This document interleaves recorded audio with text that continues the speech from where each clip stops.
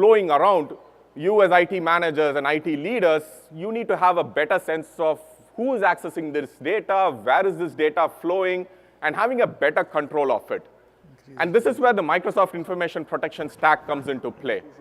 We have a huge portfolio of products. These look like, I think last count, 12, 15 products, which do a bunch of things. This is primarily because topologies are hard to predict. You own your businesses, you own your topologies, and different products play in different spaces. Some of the products worth calling out are Azure Information Protection, does a fantastic job in securing your content wherever it may be. You have MCAS, which plays the role of a broker.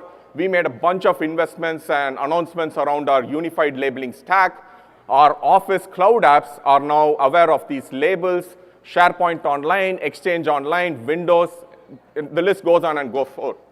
The focus of today's session is we are going to touch at all of these topics, just give these brief announcements which you'll be hearing throughout Ignite. And with that, I'm going to give it over to Ashish. Perfect. All right, it's working. Good morning, folks. So I'm going to touch upon one half of the set of capabilities that you're going to hear about Microsoft Information Protection. This slide is going to cover the set of announcements that we made yesterday. So there was a session in that list that you saw. We made a bunch of announcements around the Security and Compliance Center, the portal, and the Office applications, and how existing Azure Information Protection customers should react to these announcements. So a quick recap of that, and I'll hand it back to Praveen. All right, so the first thing, yesterday we announced that the Office 365 SCC is available in public preview, and you can configure your labels and publish policies around it.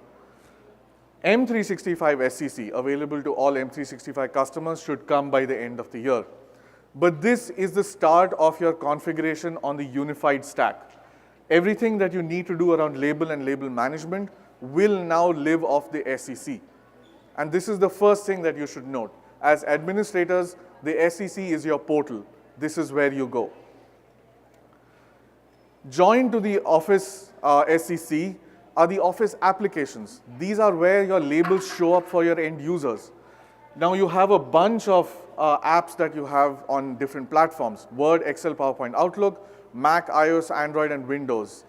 That's a big matrix to follow, but we are releasing these applications into the insider ring and so forth from here on. So yesterday we made a bunch of announcements around that. Start looking forward to these applications lighting up these labels and start using them today. So tie your SCC configuration with the end users. This is how they're actually going to see the labels appear. One of the actions that you can take as an administrator is to ensure that data that is sensitive on your work device, on your laptop, your Windows machine, is not exfiltrated outside. You can't copy paste it to Twitter, for example, by mistake. To enable that enforcement, you have Windows Information Protection. What we have done as an announcement at Ignite is we have tied Windows Information Protection as an outcome of labeling. So if you mark a document as highly confidential, you can also say that that document should be WIP protected, and that enforcement will happen.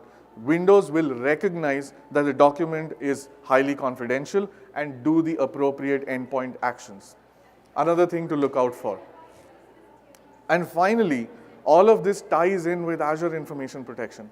Customers of Azure Information Protection who are wondering what's happening with this new labeling stack, be at ease. It's all the same. Whether you use AIP or you use the new Office SCC, underlying stack is the same. Underlying your labels are the same. So if you have any existing labeled documents, don't worry about it. Fully compatible with whatever we are doing. In due course of time, existing AIP customers will be brought onto the unified stack.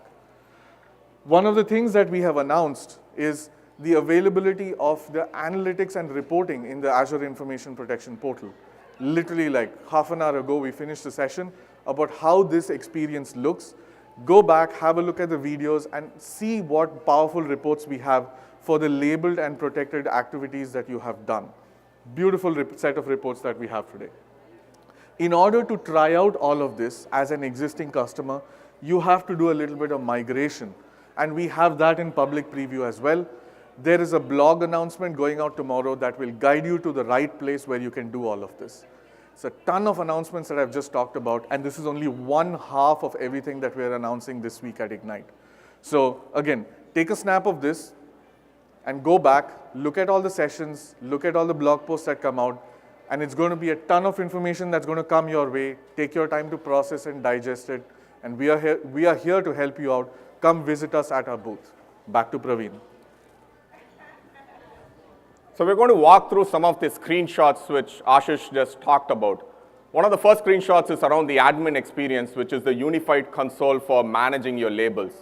There's been a constant ask from customers like you on having a single portal-like view for managing both your retention as well as your sensitivity labels. So with the announcement yesterday and with our rollout which is happening, administrators in your organization can log into the SEC portal, have a single view for managing and defining both your sensitivity labels as well as retention labels. They're two different labels, but at least from a portal experience, it's in one spot. When you start defining your labels, you will find a lot of constructs which are similar to AIP. How many of you in this audience have used AIP in the past? Okay, so you're not going to see too much difference. In fact, a lot of these constructs which you've seen in AIP, the look and feel is different, but the basic constructs exist. For example, you will be able to define the encryption settings for the corresponding label. We've made announcements over the last 6 months on features like star@company.com, star@group.com, star@star.com. All of this is accounted for in the encryption settings. Along with it, you can also define your DLP policies. The conversation about VIP can be centrally managed from this particular location. You can also specify the auto classification labels. The clients are coming over the next few months and towards the end of the year, but you can get started from a policy definition standpoint. So these are some screenshots on the experience on the client side. So one part of it is defining the labels in the service, and then you need a cloud-enabled client to actually get the labels. So this screenshot is from Mac.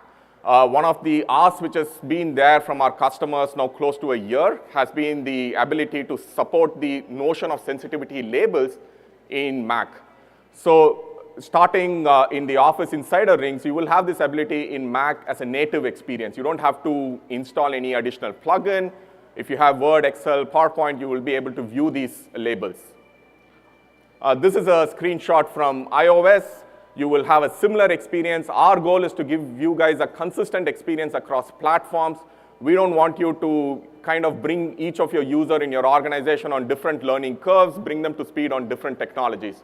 So in the fullness of time, all of it will be the similar experience across all platforms. We're just rolling out some of the platforms earlier than the others. This is a screenshot from Mac Outlook, a similar experience. You can label your mail before it's being sent out. Once you label, the label bar will show up. It will exactly tell what label has been applied. Seamless experience. Very intuitive. We've run it through different users. We are very confident that this is something which your information workers can quickly grok. There is a video on the native mobile experience. I'll just skip that, or maybe we just have a few minutes. So this is an experience where much like the Mac Outlook as well as the iOS Outlook experience, what you have is in the mobile, both in Android as well as in iOS, you will eventually have this capability where you can label your mail, and once this content is labeled, you can set up policies to either protect in the pipeline or as part of the exchange transport rules. This is a screenshot of our analytics portal. There was an entire 20-minute session which happened 40 minutes back. You can go watch that video, but this provides a quick snapshot. Again, analytics has been a constant ask from our customers. There's one part about defining the labels, deploying the labels to your organization, but the next question which comes from the CISO is, hey, how many people in the organization are actually using it? What labels are being used? What kind of policies are being triggered? Have we even defined the right policies, or are people just using the default label? So all of this information is available in the AIP Analytics portal. Along with it, you can do log analytics. You can extract it to your favorite theme. There's a bunch of functionality which we have shipped, which has gone into public preview. The last part about this is around what is the story, what will help to get you started. So this slide captures the story for M365. If you're using M365, you can get started today. I'll just wait for a few people to take a photo. And then this is our story for existing AIP customers. You don't have to worry. There's a one-time migration, and after that, you're set. If you are currently blocked on Mac, iOS, you can get started as of today. So we covered one half of our new investment. So I'm going to cover the remaining things. The next set of things which we have done is around the Office 365 DLP stack. We made a lot of improvements in it. It now identifies more than 80 plus classification rules. You also have the ability to protect your mails as part of the DLP action. So previously, once the predicates were met, there was no capability to actually encrypt the mails. This is something which we shipped roughly 2 weeks back. It's still getting rolled out. That's something which you should definitely take a look at.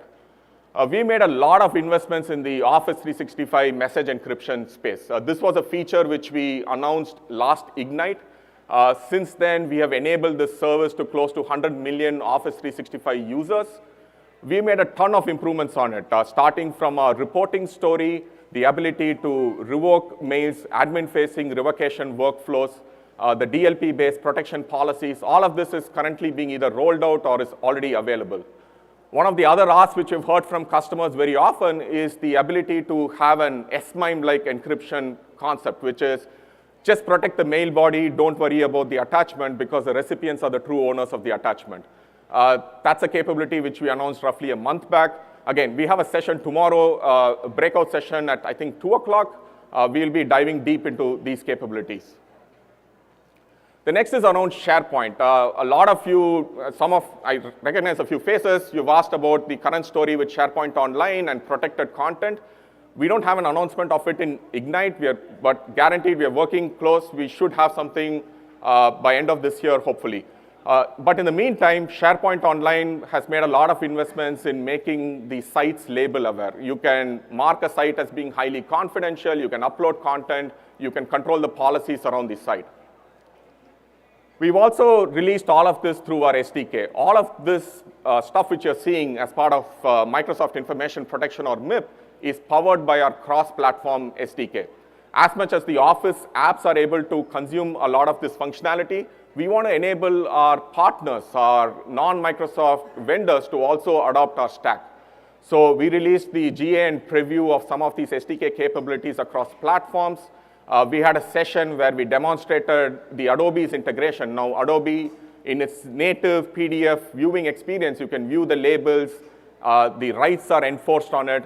PDF is perhaps a great number of documents which flow through our online ecosystem, and this has been a constant ask from customers. So with this, when I mentioned in the beginning of the session, there were 2 slides which are worth taking a photo. This is the second slide. This gives you a top-down view of all the investments which we have made. We completely realized that this is a 20-minute session. We have tried hard to squeeze all the content which we can in this 20 minutes, but I would highly encourage you guys to go back, look at all these sessions which are available through our online courses, then come back to us if you have any questions. We'll be here as well as in our booth, and if you have any questions, you can get started right away. Okay, go ahead.